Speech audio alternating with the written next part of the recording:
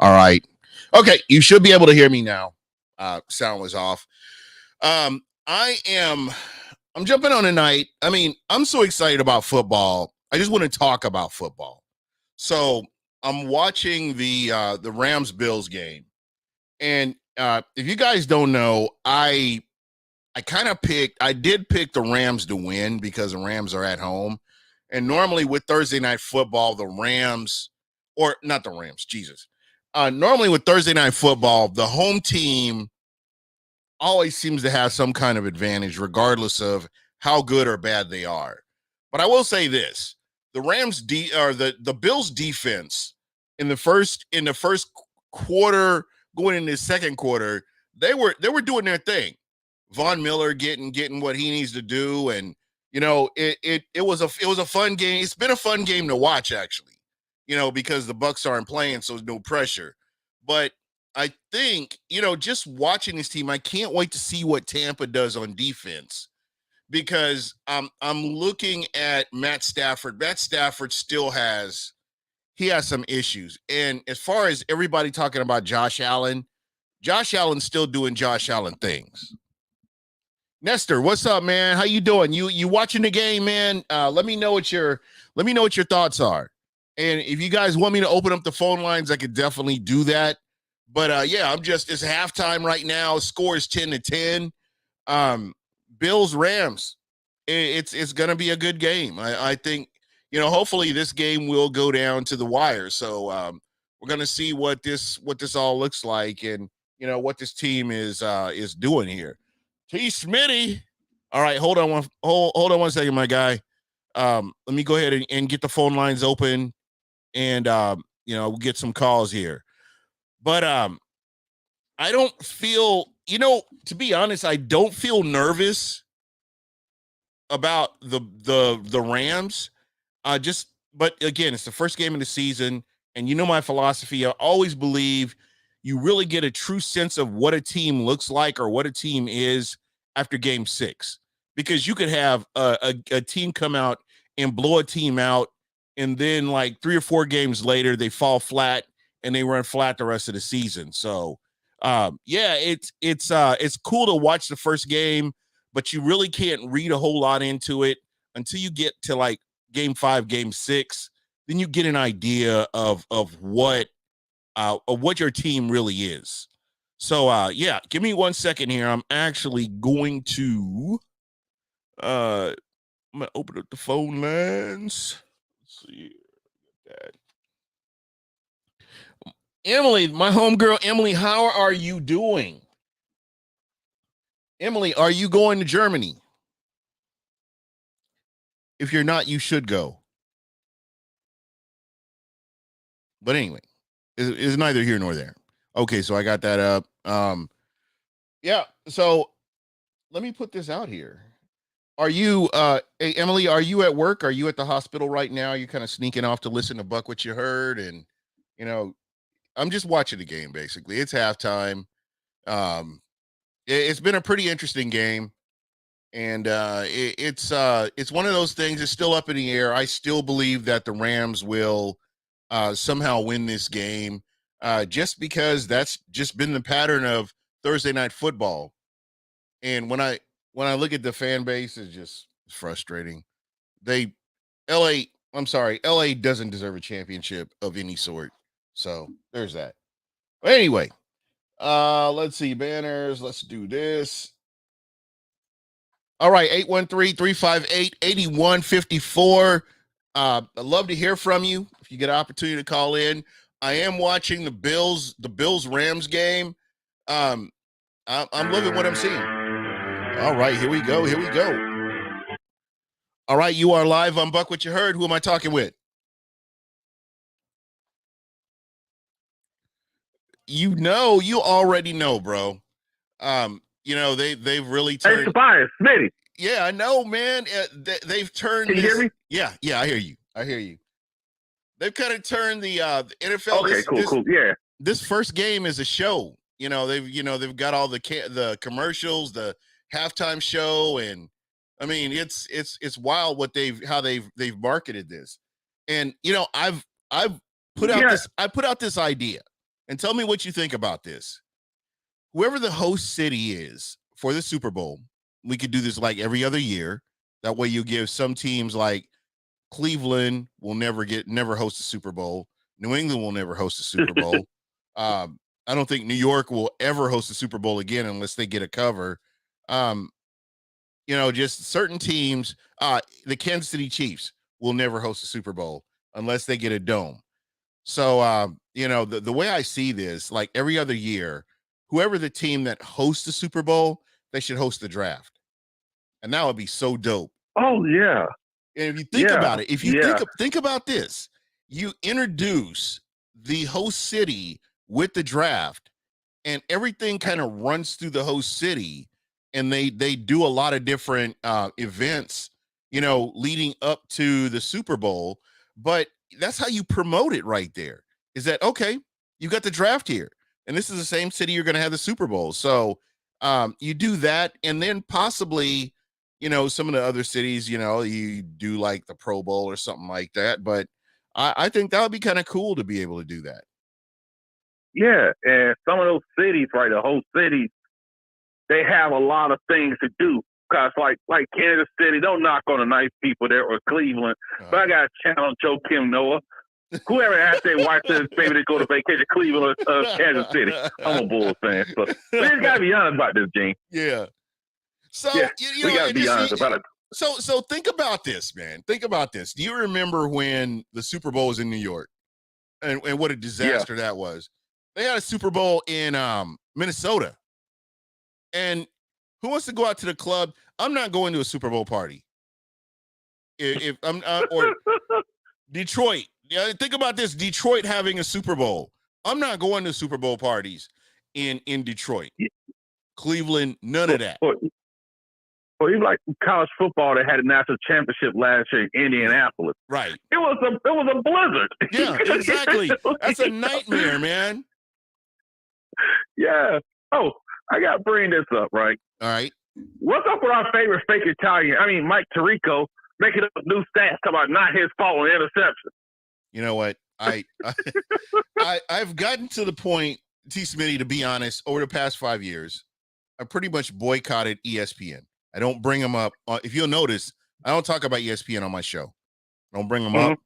ESPN, NFL Network, some of the other big names, I don't bring them up because they don't treat small market teams the same way that they treat other teams. They're forced to talk about Tampa, and I know it kills them. It's like pro football talk. They're forced to talk about the Buccaneers. They don't want to. They want to dismiss the Buccaneers, but they're forced to talk about them, and it kills them. So they come up with all these BS stories. I know AB, the quitter, gave him a lot of stuff to talk about. Tom Brady, with his issues, gave him something to talk about. Bruce Arians, him leaving, gave him something to talk about. So my whole thing is they're gonna spin the negative as much as they can, and that's just pretty much what it is. And it got me on that because, like, when Jameis was here, all they talked about was him, like throwing picks. I'm like, but yes, I understand you got to talk about that, but y'all beating it to the ground. But also, there are other good players on the team you can talk about too. Right. Like right now, and I think Michael Pless talked about this. We have one injury. The Bucs have one serious injury with Jensen. I know we could talk about the retirement and all this other stuff with Ali Marpet, but I will say this: that one injury on the offensive line has basically not the Bucs out of being in contention for returning to the Super Bowl, just based on it. It's crazy. My thing is, it could be, but at the same time, the NFC is wide open if we're gonna keep it a buck. Yeah, let's be 100%. And my thing is, there are going to be injuries. Bucs fans, there are going to be injuries, and how the Bucs recover from this is going to prove a lot about what this team is made of or what this team is.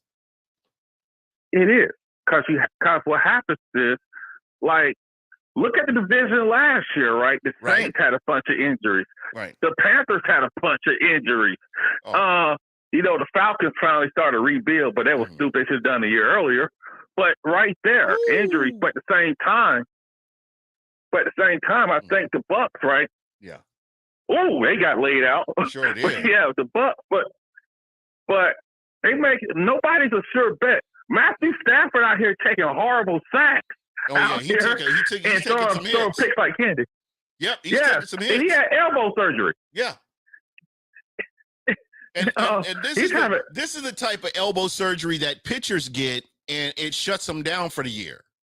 That's the type Tommy John, right? Yeah. Or something similar to that. Yeah. And so the Packers, they're going to have the defense going to be good, but we got to see about wide receivers. And we know January, Aaron Rodgers is going to quit. Yeah. I don't know about San Francisco because I don't think Trey Lance can play right now. He's not that guy. He's got a couple of years to go. He's not that guy. I don't think they've got the right coaching staff around him. I just don't see him as being that guy. The coach didn't want him. Yeah. The coach wanted Mac Jones, but social media and his front office bullied him to take Trey Lance. Exactly. Yes. Because go ahead. No, the one thing I'm watching this game, and the running game, the Rams' running game is like non-existent. They've taken away the run. Offensive line ain't good. Yeah. What was this dope boom at against us in the playoffs? Exactly. That's my question. Exactly. Every time I see him, man, I just get violently mad when I see him. Yes. By the way, oh my goodness. Stafford goes down again. Jesus criminy. Are you serious? Okay. He should have stayed down. Oh, he stayed down, yeah. So my whole thing here is, do you believe that the Rams have that same hunger to get back to the Super Bowl? I just think they got lucky last year. I think they benefited off what the Bengals did too. They had the best kicker of football. Yeah. And the fact that the Joe Bengals, Burrow didn't play great. And the Bengals were like decimated on both sides of the ball. Yeah. Okay. And remember, right now, I'm gonna be honest. If they didn't turn the ball over, they would have blown the Bucs out that day. Hey, sometimes your night, but the Bucs did come back. But that guy named Tart dropped the interception. Yeah, so now that one dropped interception got all these hot take people saying, "Oh, you don't need your draft pick. See, you don't need to worry about the draft." That was the game changer right there when Jaworski Tart dropped that interception. That was and so it was like, so there was one drop interception from another failed year. We're gonna go all in, screw draft picks. And it's just crazy how one play turns things. But ever since I've known you, I've always said just get in the dance. Yeah, that's all. That's what you got to do. See what happens. Yeah, absolutely. Yeah. We see what Cincinnati did. We see what the Buffalo Bills did. They punched Kansas City in the damn mouth. It's all you got to do. Get in. Because everybody talks seeding, it doesn't matter. You just got to get in because you get in. Mm-hmm. Because when you think about it, the regular season, you grind for 17 games. Mm-hmm. You grind to the end of the season, and then it's like you got a clean slate, and you only got one opportunity to advance, and you got to make the most of that opportunity. So when I see and again, this is kind of a knock on the Saints, but the Saints, they ball out during the regular season. They're like they're the James Harden of the NFL, basically. Yeah, that's pretty much what they are. Because when I see James Harden, when I think about James Harden, when he gets to the postseason, a brother disappears. He's Houdini. He's just like. I thought you said stripper. I thought you were gonna say stripper. Same difference. But that's that's kind of what you get, man. And I'm loving that, Tampa, this is it. This is it right here for Tampa. Tampa's gotta it's the last dance. Yeah, absolutely. Can I ask you a question, Gene? Yeah. My dad's a Cowboys fan, so I had to tell him you're stuck with Dak Prescott. He hates Dak Prescott, by the way. But I have to say this. I have to say this about Dak. When I'm looking at Josh Allen, and I'm not a huge Josh Allen fan. I still think Josh Allen is very suspect, as far as the big game. But Josh Allen has improved his mechanics. I've been watching him, and I've been watching his throwing motion, and I've been watching his footwork. And the one thing that I can say is he went out to improve what he does. Jesus, they just got a first down like it wasn't nothing. And then you look at Dak Prescott. Dak Prescott has natural talent, but I don't see Dak Prescott as having gone out and markedly improved himself from one year to the next. And tell me, I don't know if you see the same thing I do, but Dak Prescott is good. And I'm not taking anything away from him, but I just don't see where he's elevated his game to the next level. And you're right. And people talk, the hot take guys like, well, what are you going to do to have Dak? I'm like, that's why you got a general manager. Right. That's their job to figure it out. Right. Because like, I was going to ask you because talking to my dad about it, and I was like, Pop, if Tom Brady wants to play after this season, I think the Bucs should just say, hey, we'll trade you somewhere because we got a Super Bowl out of him. He's going to be put halfway on the other side of 40 heading to 50. Right. And because you got some young guys that may be available that you can build around, clean your cap up. You fulfilled the objective. And that's what I want fans to understand. Right. Yeah, absolutely. They pretty much exceeded the expectations with his first year in Tampa. Exceeded mine. Yeah. I ain't gonna lie to you. Damn, Josh Allen, look at Josh Allen. See, I'm going to tell you right now, and I don't wish injury on nobody. Josh Allen's going to end up he's going to get lit up. When they face Miami or New England, I'm telling you. Rolled up ankle. Because of the way that they know these teams, these teams know each other, Josh Allen going to get lit up. Like that run right there, that's to be expected by a division rival. Even the Jets. And I'm going to tell you right now, the Jets defense is going to be nasty this year. I think Salah's cooking up something. I don't have a lot of faith in what their offense is, but I honestly believe that their defense is going to be nasty. Yep. And one thing is, I was telling a buddy of mine, I was like, quarterbacks is about how high you go, where you go. Josh Allen went to the perfect situation where they were patient. Absolutely. And, because he went to the Jets, so the Browns, he'd been on that field day one, right? And they be ready to run him out of town right now. And that would have just messed up his psyche. That messes up everything. That's like I like Geno Smith. I hate Geno Smith, but Geno Smith is because he started in New York. I don't think he's ever going to be that guy. I think the bar is so low right now about going up against Drew Lock, and he wins the starting position. Yeah, I mean, no big deal. Hopefully he's still the starter when he faces the Bucs in Germany. Yeah, me too. I'm praying to Jesus that he's still the starter. But we owe him for his debut when he won his rookie year. Yeah, poor Levante hit that guy out of bounds, man. Poor Levante. But and it's like Panther Buzz. Are you serious? This is Cigar City. Tampa is known as Cigar City. If you didn't know that, bro, I know you're looking at the color, you're looking at the neon lights and stuff. That's the neon lights of Tampa, Ybor City, baby. The best place to party next to Channel Side. But this is Cigar City. Yeah. This is Tampa, Florida all day, man. That's what we're known as. So I appreciate that. I like that. I like your observantness there. But what were you saying, T. Smitty? Oh, I was saying is that like poor Levante hit that guy out of bounds. They got Geno his first win. But I think sometimes a lot of these quarterbacks today, it's about narrative. Right. And the joke always made, if you want your quarterback get to a level where they blame everybody else. Bro, I think what happens. And think about this, when you're talking about Geno.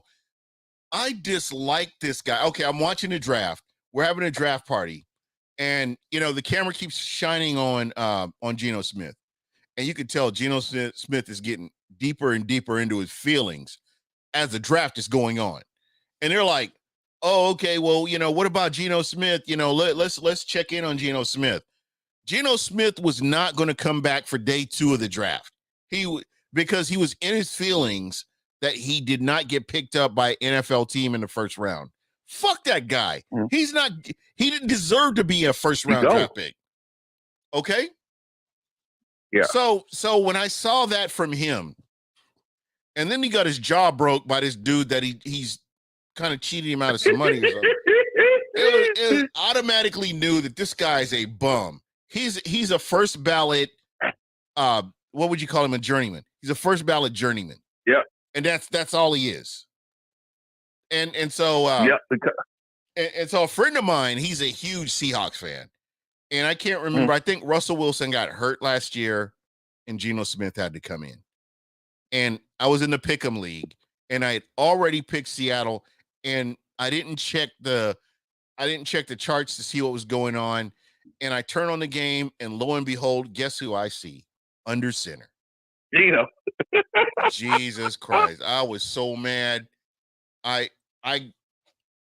wanted to cry. I mean, I wanted to cry real tears. That's how mad I was. So, so basically I'm like, and so when I heard that Geno Smith is going to be the starting quarterback when the season starts, okay, cool. I'm good with that. Drew Lock, I mean, the bar is so low in Seattle. Yeah. I just don't know. And I'm gonna ask you, what do you think about next year? Just because we're watching this game, it looks like the Bills scored. They scored a touchdown. So much for my 2 touchdowns by the Rams. The Rams have just I don't even know what to say about the Rams right now. Yeah, I'm losing out there 2.5. I bet against on the cover, but that's a whole different story. Exactly. So you are like we're in the same boat right now. But just kind of going back to this game because I will be in Germany, folks. If you don't know, Buc What You Heard will be doing a live podcast in Munich, Germany on Saturday, day before the game. I will be hanging out with all my favorite Buccaneer people that love to travel and go to Buccaneer games. So if you're going to be there, you're going to be there. And remember, Sunday, what is it going to be? The November 6th. Sunday, November 6th, I will be in Birmingham, England, doing Buc What You Heard with the UK Bucks. So be sure to check that out. We're gonna have some fun. I'm putting everybody in the UK in the hot seat. You come up, you get a chance to win. I've got some real cool swag that I'm gonna be giving away. I go to a lot of farmers markets and stuff like that. People make Buccaneers, some handmade Buccaneer stuff. I'm bringing a lot of stuff with me that I plan to give away, with the hot seat. If you haven't seen the hot seat, it's 10 questions, 1 minute. How do you do?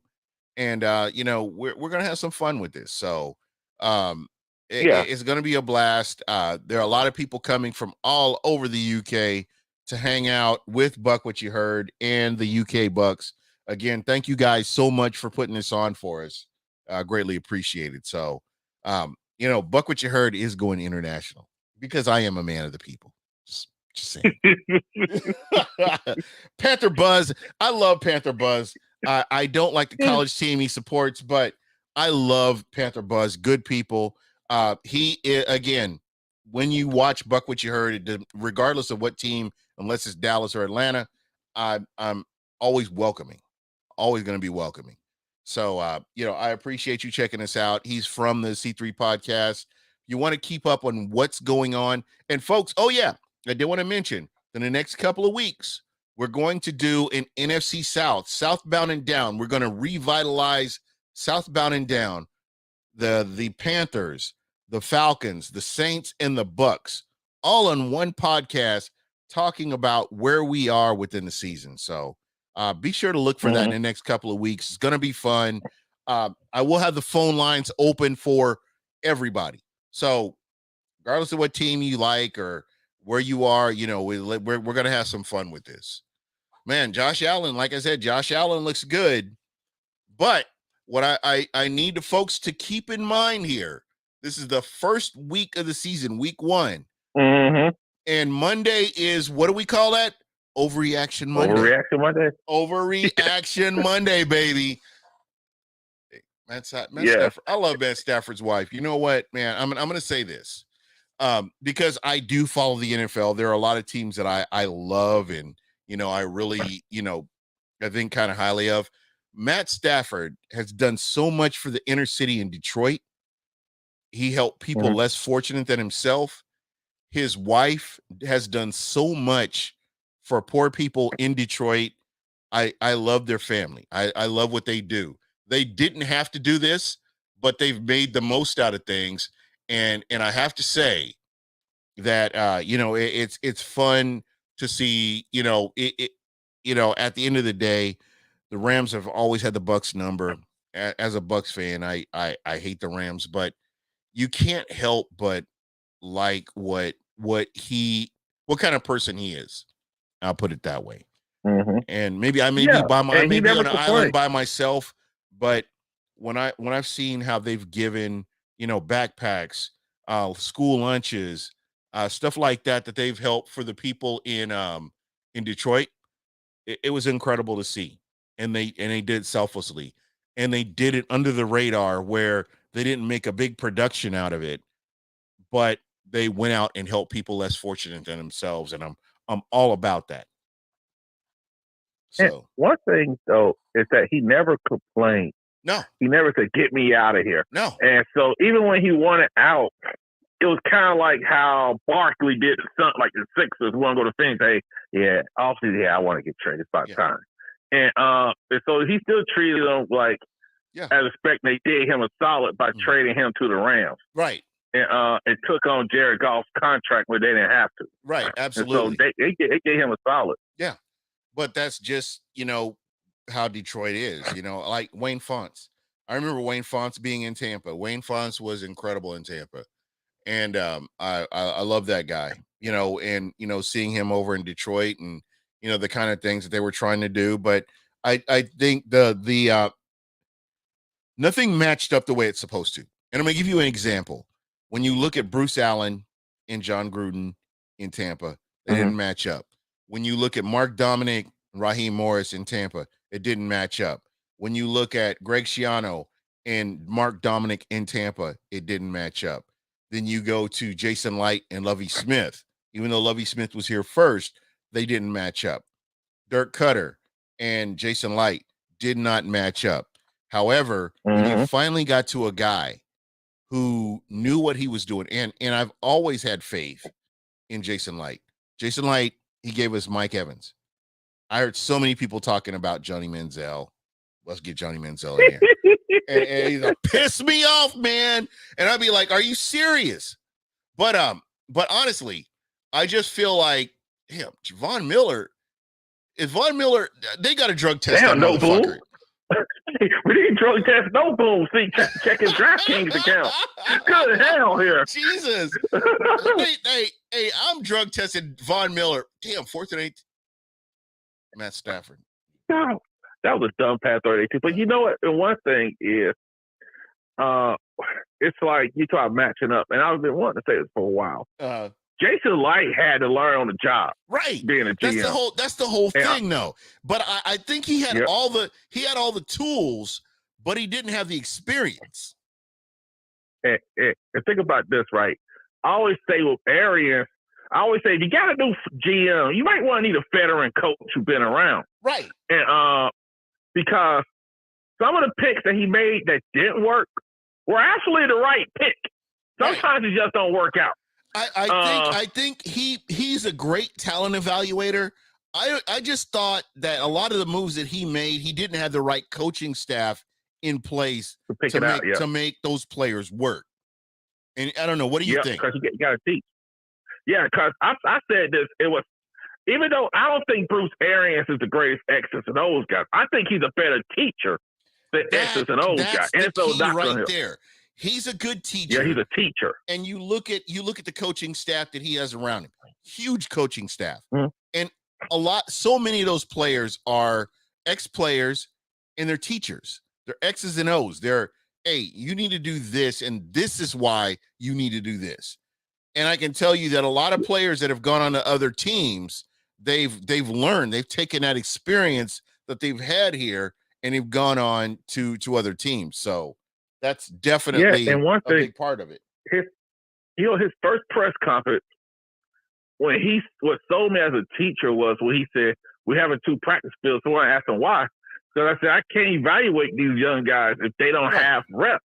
Right. And I was like, okay, I said, okay, he could be a good teacher, because what happened is in years past, they just drafted these young guys. Hey, get out there. Oh, yeah. You're also the face of the franchise too, young guys. Go ahead. And they didn't have a veteran. They didn't have a veteran presence. You know, I'm going to say this. This is the one thing that I'm excited about. Like when you talk about the Bucs this year, the mix of young players and veteran players and experience, and not just veteran, but experienced veteran players that this team has.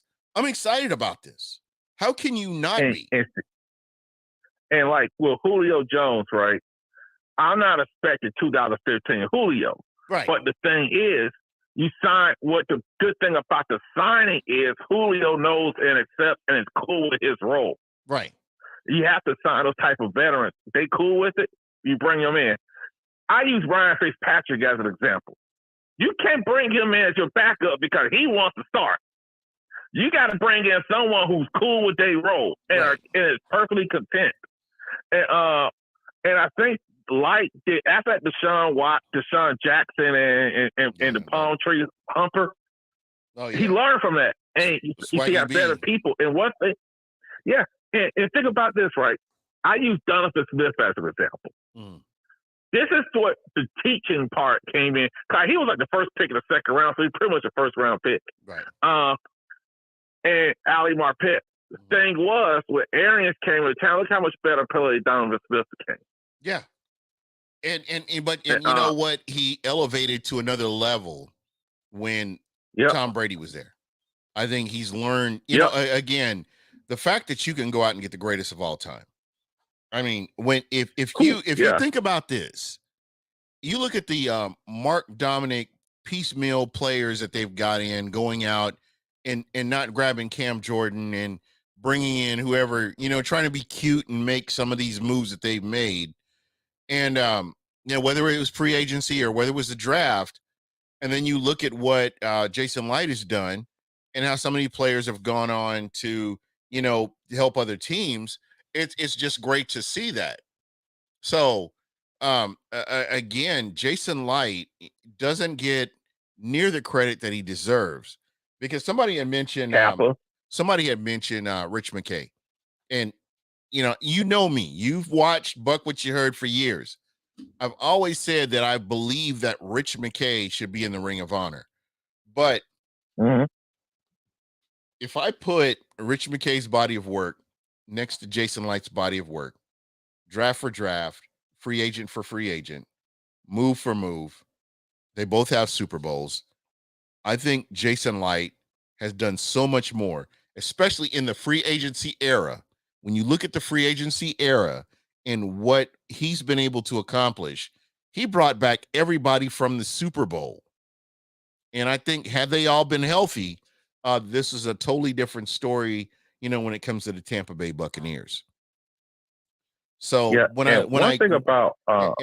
so when you compare the two general managers, I think head and shoulders, Jason Light is head and shoulders above Rich McKay, which is why you haven't heard me mention Rich McKay since the Bucs won the Super Bowl.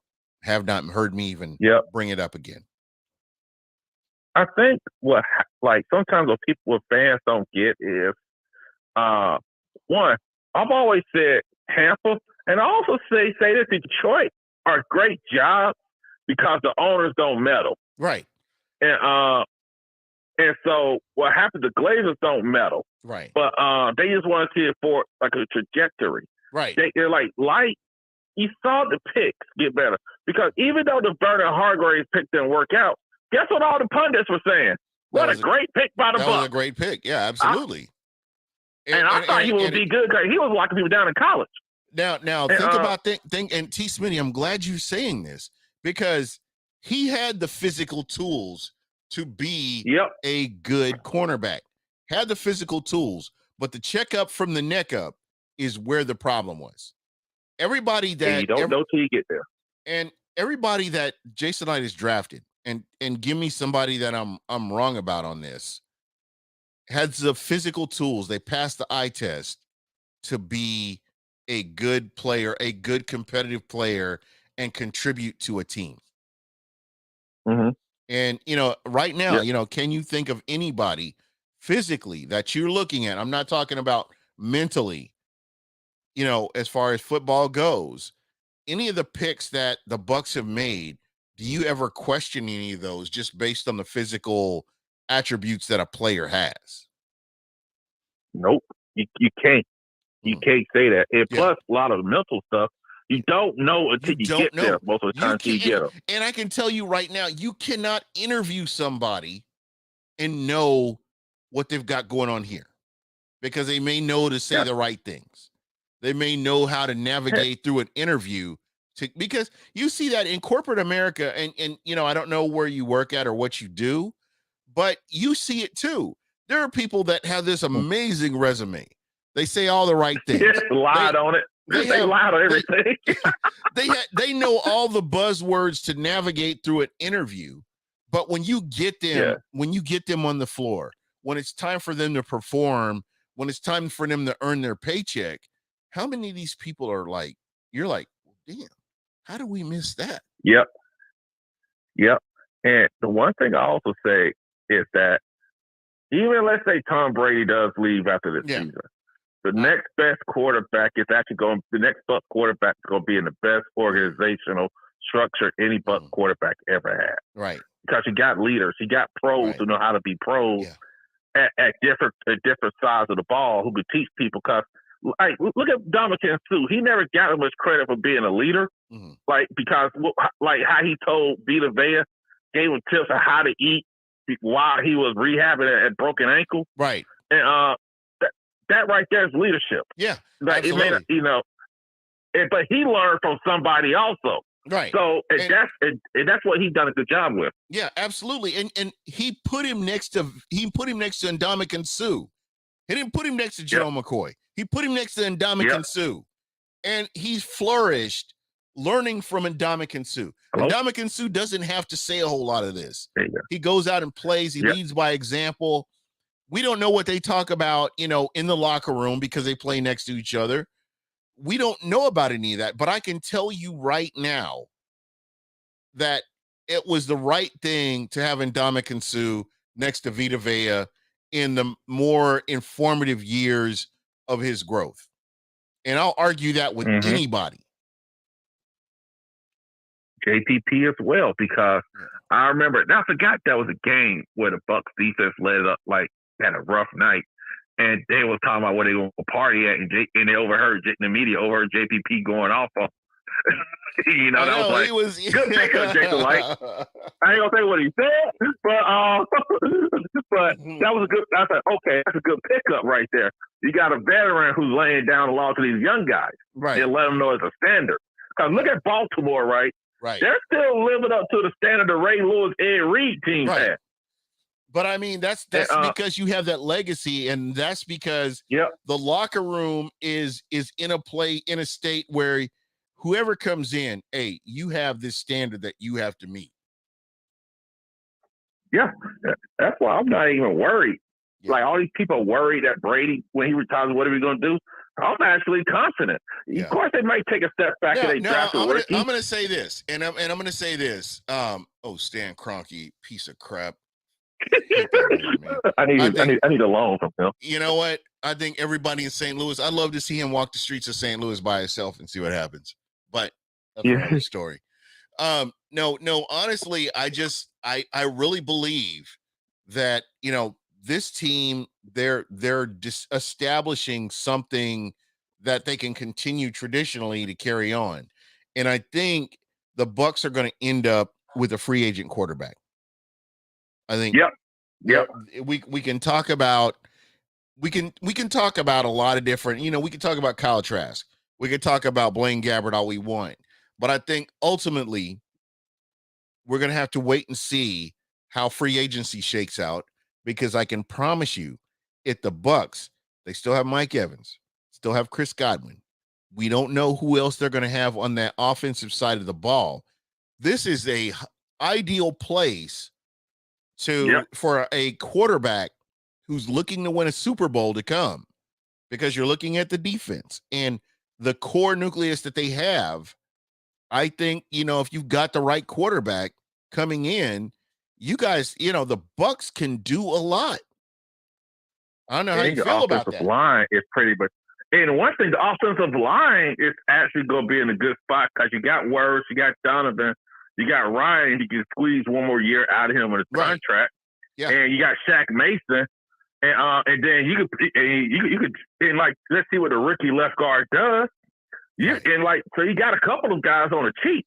Yeah. And so absolutely. You can actually still do something. And that's your nucleus there.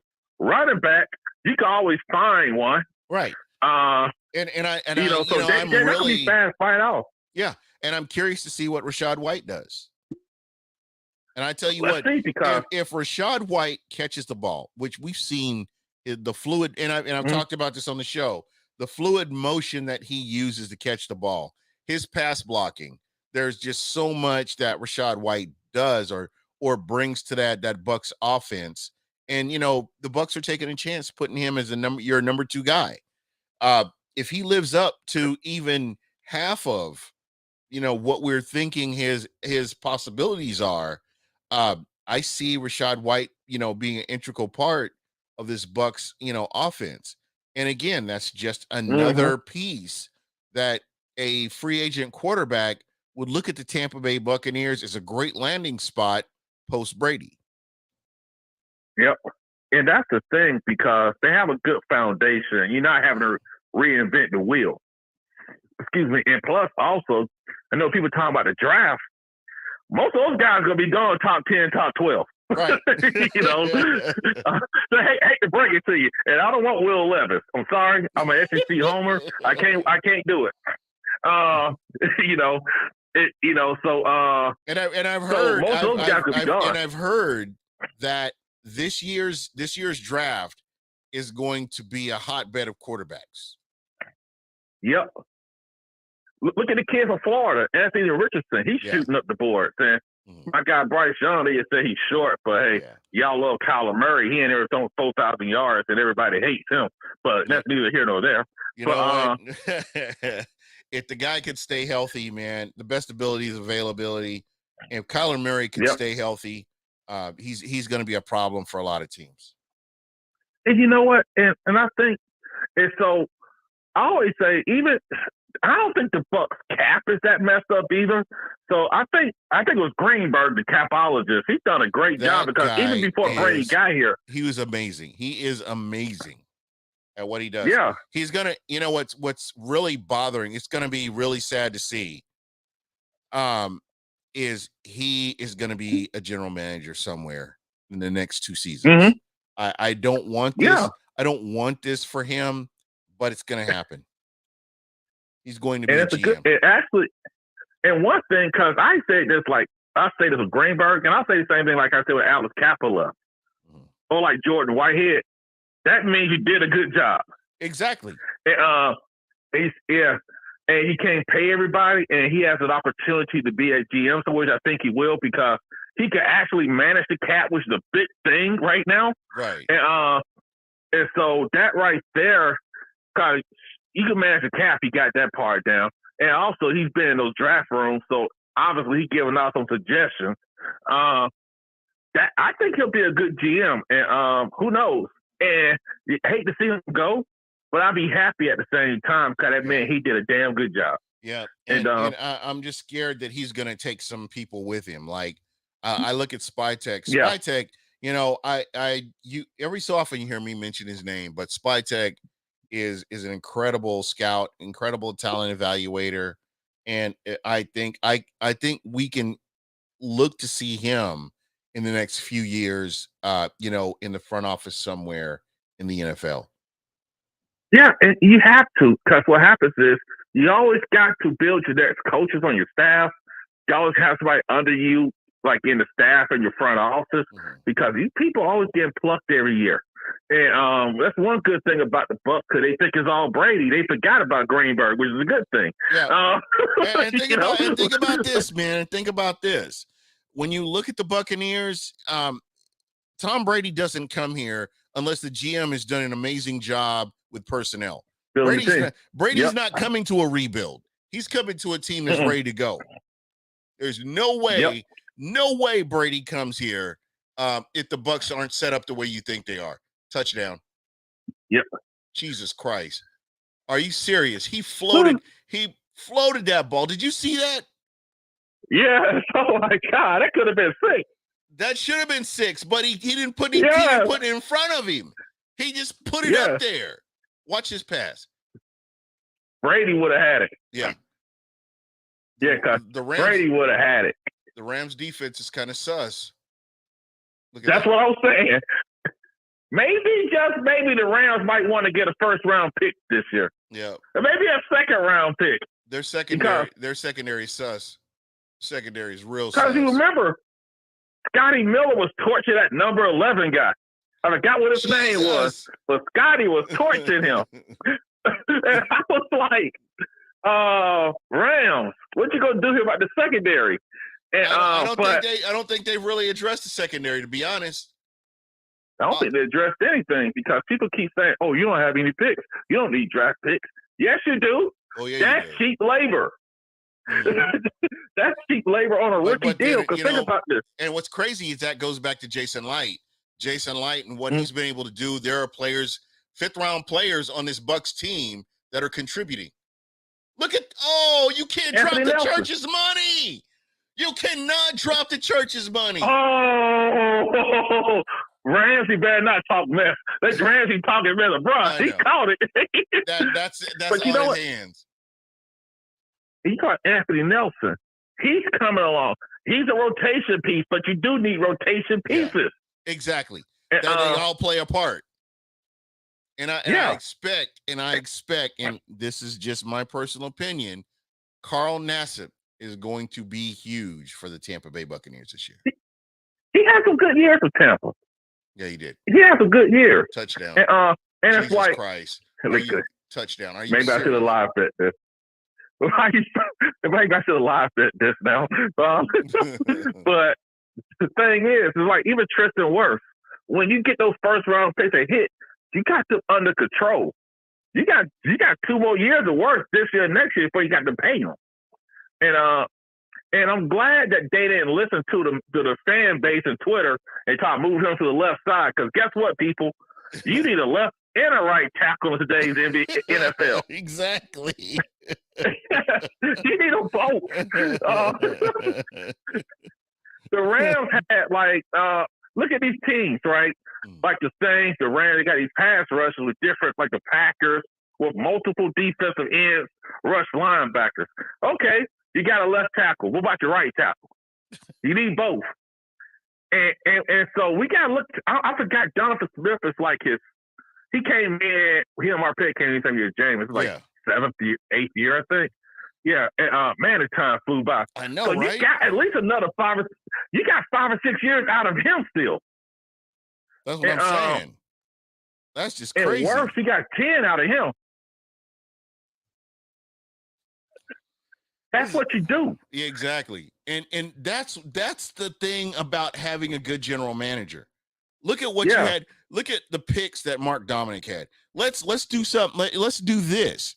If you add the picks that Mark Dominic had with the picks that Bruce Allen had and put those side by side against what Jason Light has done, which everybody's going to talk about drafting a kicker. Everybody still brings that bullshit up. And I think everybody misses. But I think if you look at everything top to bottom, what Jason Light did as a GM, and then he wins, he puts together a team that you win a Super Bowl with, that speaks volumes about him as a general manager. Does it not? Yep, it does. And one thing is, I'm maybe because they thought, he drafted a kicker. Hey, he missed. I think it was the Jets that drafted Mike Nugent in the second round, and he's playing. He was a great college kicker. Why ain't nobody talking about that? I think, I already know this. He missed it. Everybody missed. Right. Guess what they did though? They moved on from him quick. That's what you do when you miss. When you miss that badly, he moved on, and then that's the whole thing. He drafts in a vacuum. He doesn't care. He doesn't care what any of us. Everybody misses. Yeah, and then you know what? And let's look at this. Like when he grabbed OJ Howard. OJ Howard is a physical specimen. You know, when you look at his physical tools. Again, when you heard me say check up from the neck up, OJ Howard ain't hungry. OJ Howard isn't a dog. He don't want it like that.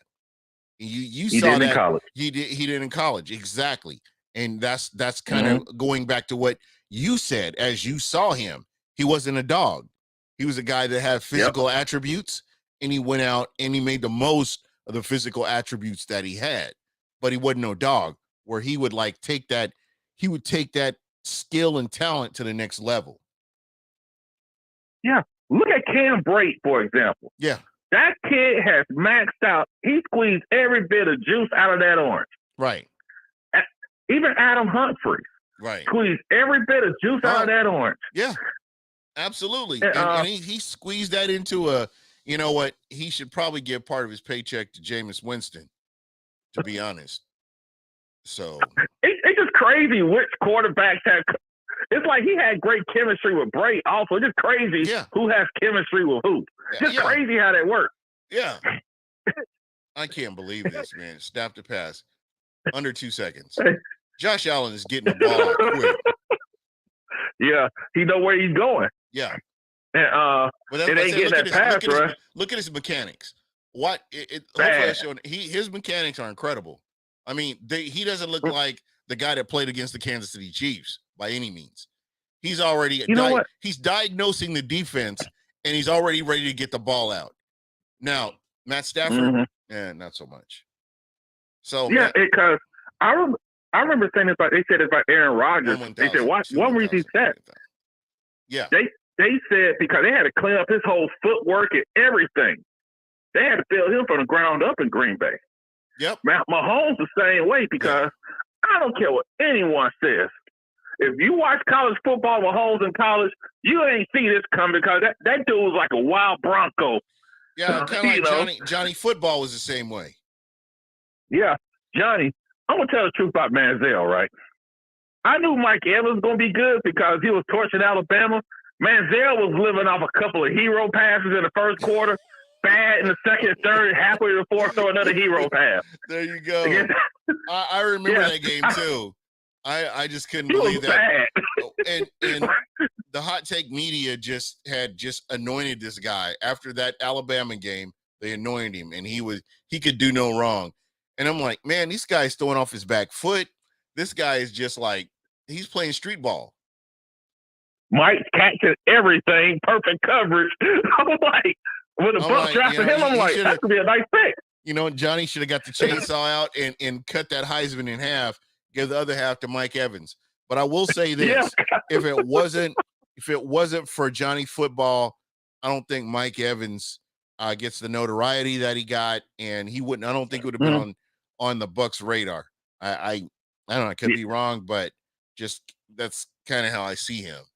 He was because I remember he got drafted. I'm like, oh, that's a good pick. Because I was like, oh, I saw him ball against great coverage. I'm like, yeah, I'll take him. I remember everybody. I remember a friend of mine was crying. He was physically crying tears because Mike Evans got drafted. I'll never forget that. And I remind him of that all the time. He's a huge Mike Evans fan. Now, not going to put you on blast, bro, but you know who you are out there. And when you watch the show, you know who you are. And you were like, they should have got Johnny Football. They would be going to the playoffs, blah, blah, blah, blah, blah. And then and now no talent. Yeah, and now you look at the situation. Oh, you can't drop the church's money. Oh, wow. You cannot drop the church's money. Yeah. Oh, by the way, is this the part where I tell Bills fans, y'all could have had Mike Evans, but we call him Hammy Walker because the hamstring is always hurt? Sammy Watkins with number 4. I remember that. Oh my goodness! Odell went after that, and Odell still living off that one catch. Yeah, and they lost the game, by the way. That one-handed catch, yeah. He was at the right place at the right time. So, where is he? Have you heard anything about Odell? Now, I don't think any team will bring him in later on because he's rehabbing. And what's the point of having him on your books right now? Yeah. And so I think did he get injured around the same time as Godwin, or is it after Godwin? Right, it was after Godwin. He got injured in the Super Bowl. Oh, that's right. That's right. Sure did. Yeah. So he is a victim of timing right now, to be honest with you. Because if he got hurt around the time when Godwin got hurt, he probably would have been picked up. Yep, absolutely. Is Godwin on a pitch count? Yep, I think so. I don't think he's going to play this week. I've already written him off as not playing. I think they don't need him. They don't. I think you sit him. I would sit him for about 2-3 weeks. Yeah, because I would play him the first home game when it's on regular grass. Yeah, and honestly, I wouldn't even do that. I mean, I wouldn't even even bring him. I wouldn't showcase him for the Saints or anything. I would have him. You know what? I would have him maybe after game 6. And this is just me, because I want him to. I want him. There's no film on him, and you're going into the back end. The middle of the season is where the real grind is.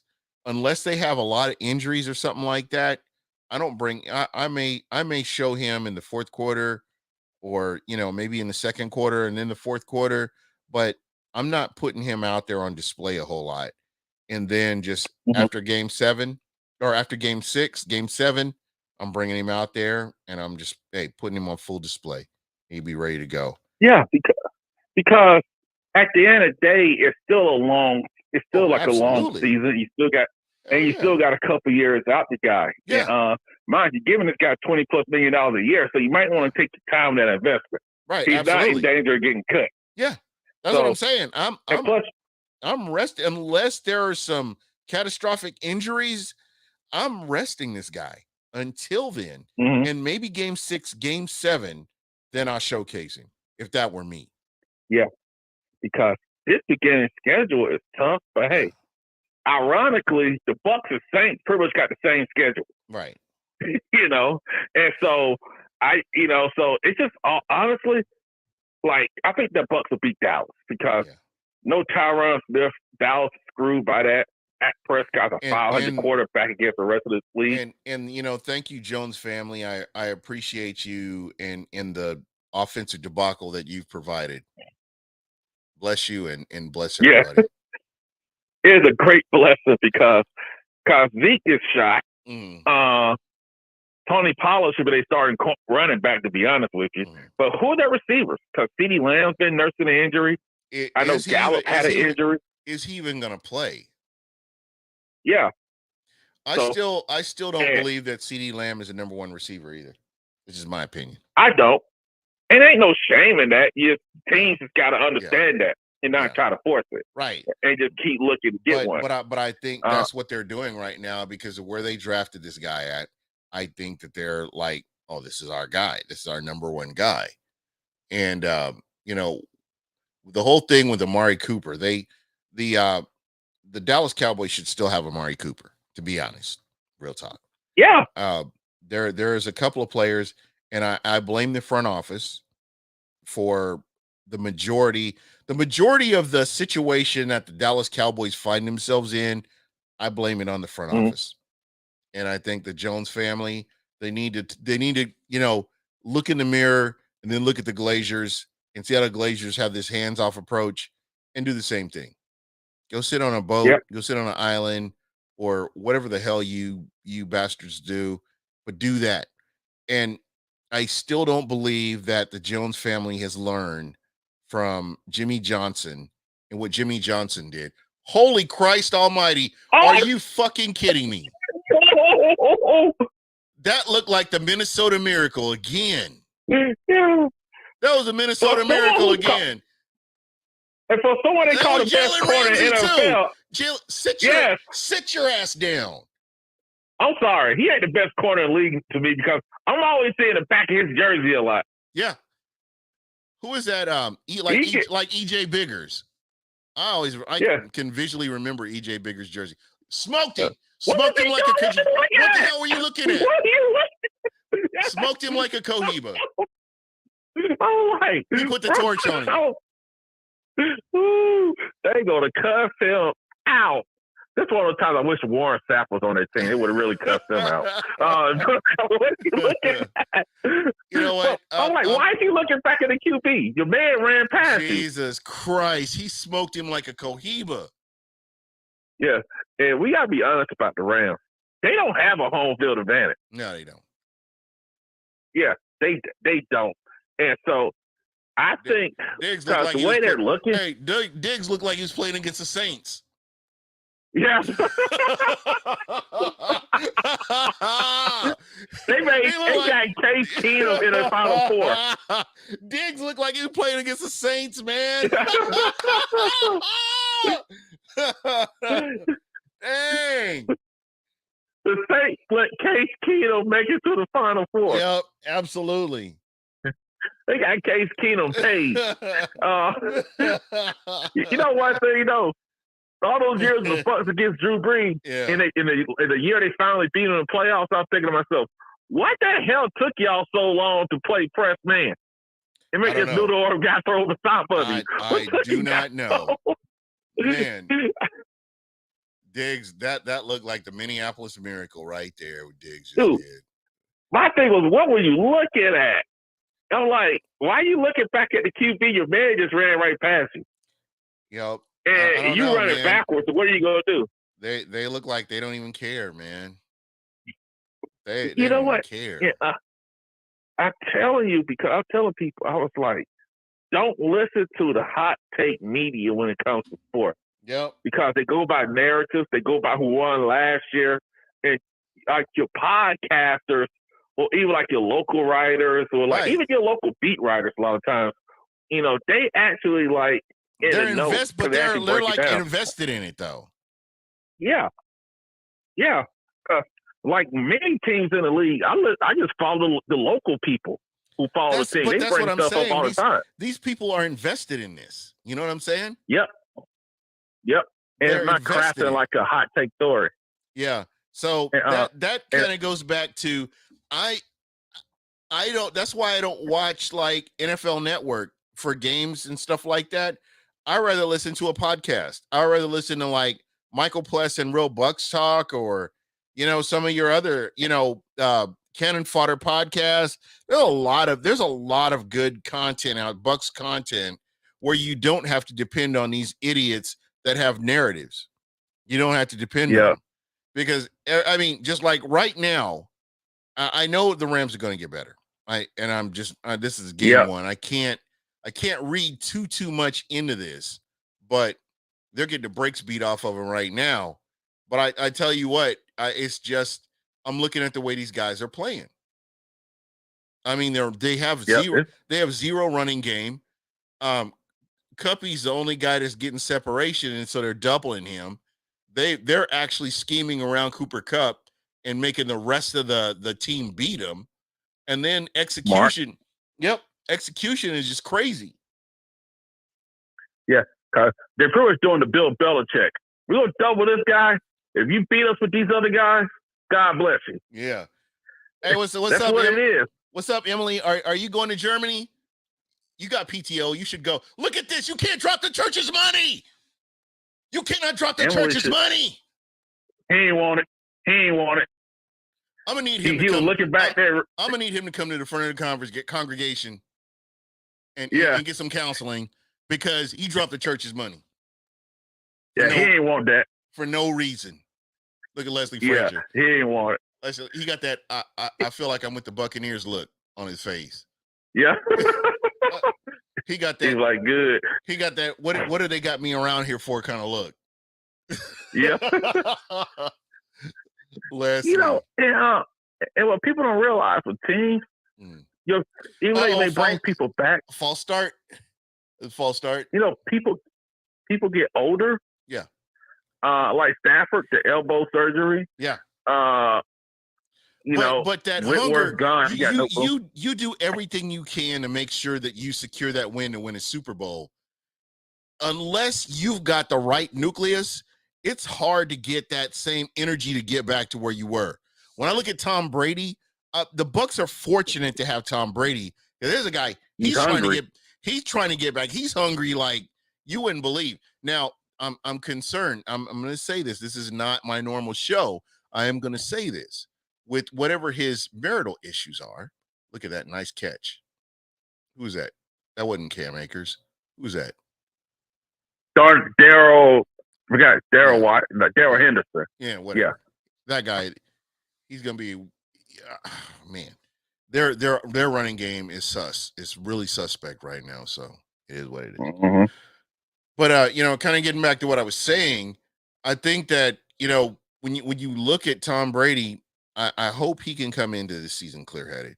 I hope that whatever issues he's got behind him or whatever he's got going on, that he can work through that he can focus on the season. And that is going to be huge. That's rough. And like, I've seen friends family go through a divorce. Bro, it's hard. It weighs on you. Marital problems, it weighs on you. Yep. I went through a divorce, bro. And I'm here to tell you, it no matter what you try to focus on, it is the hardest thing to deal with, because it's like your partner is just kind of cut off from you and pulled away from you, and you can't like go and get your partner or whatever and put them back together with you again. If you genuinely care about the person that you were with. And it's just one of those things that you mentally it breaks you down and you can't focus on anything. So I just, the stories that I've heard, I've heard both sides, that everything's getting worked out or everything's not getting worked out. So again, with you gotta shut it down. Yeah, like you mentioned, with the hot take media, I wonder if this has all been like resolved, and the hot take media is like 5 steps behind as usual. And I'm hoping that's the situation. And honestly, if it's all stuff about his family life is true, I think Brady needs to shut it down, because you don't get one family, Right. Right. That's kind of where I'm at. That's kind of where I'm at. Yeah, and I think it's time. Because it's time. I remember I listened to a Monty Jones podcast. He was talking about how Ryan Sandberg retired to begin on one season, and then like he came back a month or two later, and it was like he went through a divorce. Right. Yeah. And like, but like with Brady, I'm also hoping that to squeeze one more year, because he's 45. You don't want what happened to Brett Favre and Peyton Manning last year. That is a realistic concern, and as a hope they can squeeze that. And I do hope that this is it for him, because he did everything he could do, and he got to move on the next stage of life. Absolutely, because man. It's hard to find someone down, and you really have to take care of family. You got to take care of home. And I can tell you, as a parent, there's a lot of things that I missed out on that I wish that I could, kind of go back to. But when my son started playing football, I didn't miss any of his games. I didn't miss any of his practices. Recorded his practices, and we enjoyed that. But I wasn't that helicopter parent that I just first down. Okay, here we go. Well, this Higbee is. They are thinking and dunking, man. They can't get anything downfield. They don't have no choice. We played them again this year. Yep. You know what? And actually, that's gonna be the game, man. Like I said, you can't. Oh my God, are you serious?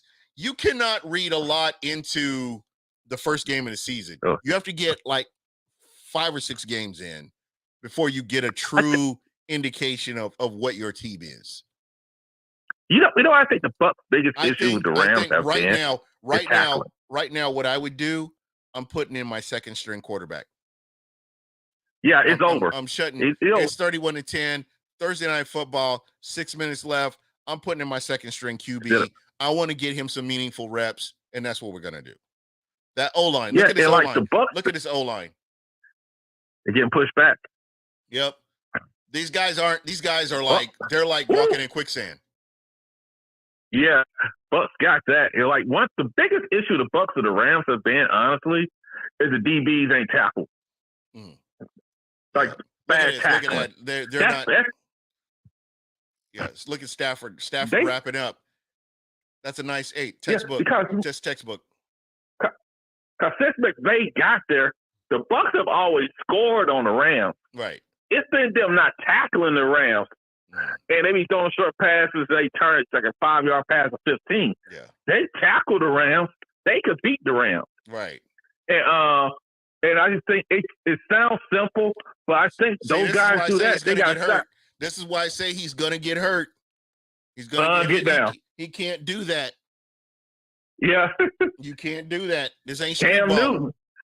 Yeah. Because remember, he's about the same size as Cam Newton, and you saw what happened to Cam at the end. Because you could pound on a rock granite all day. Eventually it's going to crack. Chipping. It's going to start chipping somewhere. Yep. And that's why I think Buffalo did the right thing paying him already. Yeah, you know. Yeah, this is true. But yeah, the Bucks though. That's what I always tell people: just watch the game. Yeah. Because I still think the Bucks go 12-5 this year. Yeah. I was hoping, because I forgot the schedule. I hope they play the Eagles again because Jalen Hurts can't read. I love that sound bite, my favorite sound bite ever. Like, he can't read. I'm like, yes, I know, guys, he can't read. Yeah. I've been telling y'all this for years. Jalen Hurts is Floyd Mayweather. Yeah. Hey, I was out on him. He went 13 for 31 in national championship game against Cleveland. How the hell you 13 for 31 when you got bubble screens out there? There you go. The Diggs brothers. Hey, but I'm gonna go get out of here though, man. It's good chatting with you, good brother. Yeah, man, definitely. I'm about to jump off here too, man. This game is over and done with. Hey, man, you have a good one. Uh-oh, the ball is loose. The ball is loose. All right, man, take it easy.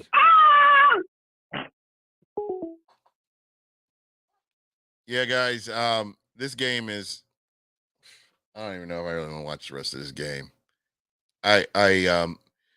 This is not a good start to my pick'em season. Everybody else had Buffalo except for me. I figured I would go with the home team. It's Thursday night. And of course, what happens? You know, the Rams, the real Rams show up. The Rams that I expected to see last year show up. So, you know, it is what it is.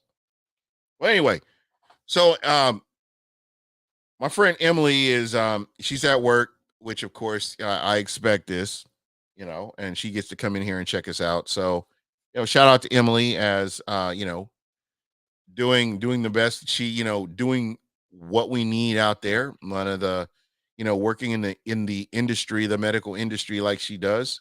Greatly appreciate you. And you know, are you getting to watch the game? And if you get a chance and you're watching this, Emily, are you going to Germany, or are you going to get to go to any Bucks games? Let me ask that question. So I'll do that. Frank G, what's going on, Frank G? Glad to hear from you, man. Christopher Cole, shooter in the, let's see who else we got. We got Rich on here. I don't know who else still listening. We got somebody just Nestor Cervantes, what's up? Again, guys, I was just kind of watching. This is the first game of the season. You got to be excited. We've had to deal with what ifs for Jesus since February, and now we've actually got football. The defending champions get slapped around, and you know, it is what it is. But I wouldn't read a whole lot into all this. Again, wait, game 6, game 7. You get an idea of what a team is really going to look like, whether they can turn the season around, or, you know, are they going to come back from injury, or a lot of this stuff. So keep an eye on this, you know, on your teams or the teams you're watching, whether it's fantasy football. I learned a valuable lesson right here that, you know, there may be that Super Bowl hangover. I don't know. I think that the Rams will definitely have to kind of recover from this to see what their prospects are. right now I can tell you I'm still not 100% sold on the Bills, just because of a lot of the mistakes that I'm seeing from the Rams, and the Rams may be able to clean this up. So who knows? But yeah, that's pretty much it. Let me go back through and make sure I haven't missed anybody else. And I'm gonna go ahead and jump off of here. Shout out to Smack Apparel. I am rocking the Tom Brady "Let's Fucking Go" shirt. Of course, that's what it is. But I will definitely be back on. I'm actually going to be on a Dallas Cowboys podcast. You know what? Yeah, you heard it right. I haven't been kidnapped. True story. I'm going to actually join a Dallas Cowboys podcast to discuss the Cowboys versus the Bucks, and I will be on here and repping the Tampa Bay Buccaneers. So it's going to be fun. Yeah, it looks like there's a first down there. They are trying to move down the field, but I think it's too little too late. 4 minutes and 16 seconds. If it were me, I'd be putting my second string quarterback in there. Look at just to protect my quarterback. But anyway, that's just my opinion. And I will talk to you guys again on Wednesday. Be sure to check us out on Wednesday at Buc What You Heard. If you're new here, if you're new to the channel, and you're checking us out on YouTube, please like and subscribe. I greatly appreciate it. And I'm one of the peasants in the Bucks podcast genre, so to speak. I trying to get to 1,000 and kind of dope if I can get to 1,000 before the season's over. Um, just be sure to check it out. Anyway, I'm gonna jump off here, and everybody have a good night. Remember, go Bucks. I think I have the Bucks, winning by 3 points over the Dallas Cowboys. So be sure to check it out. Anyway, I'm out. Peace.